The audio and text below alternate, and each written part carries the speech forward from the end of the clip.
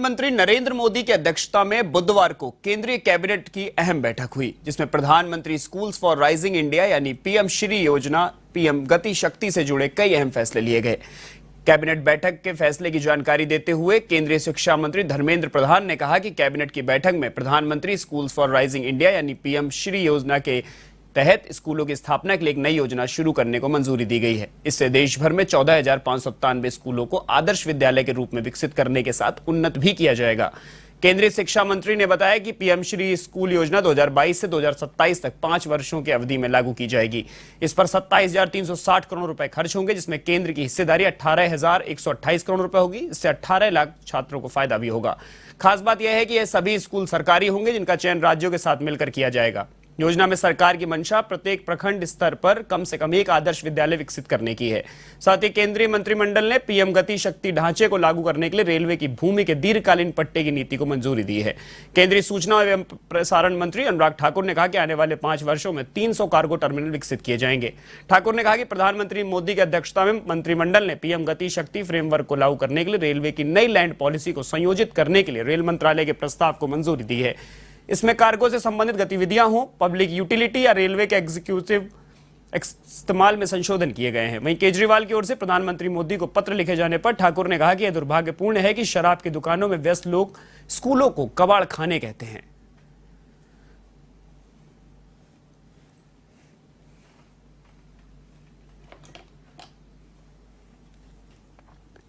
अगले 5 वर्षों में 300 से ज्यादा पीएम गति शक्ति कार्गो टर्मिनल्स विकसित किए जाएंगे।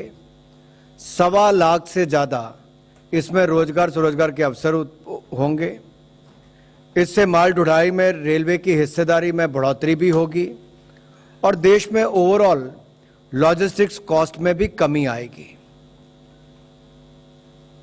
इस नीति से रेलवे की जमीन पर चाहे सोलर प्लांट्स लगाने हो, उसके लिए भी नॉमिनल लागत पर भूमि को उपलब्ध करवाया जाएगा। इस नीति के माध्यम से रेलवे की भूमि का उपयोग और सरल हो सकता है और सार्वजनिक जो सेवा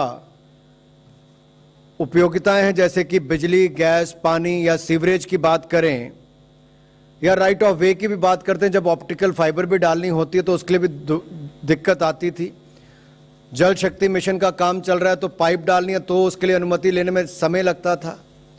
इससे जो आम आदमी के जीवन में बदलाव आएगा, यानी कि उसकी जो सुविधाएं मिलती हैं, चाहे वो जैसे मैंने पहले कहा बिजली, गैस, पानी और सीवरेज निपटारण से लेकर राइट ऑफ वे चाहे ऑप्टिकल फाइबर का हो, उस सब के लिए इससे बल मिलेगा।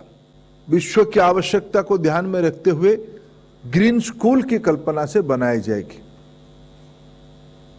उसके कुछ फीचर्स भी रखा गया है। यह स्कूल टेक्नोलॉजी ड्रिवन होगा। ICT, digital lab, digital library, learning tools भी डिजिटली रहेगा।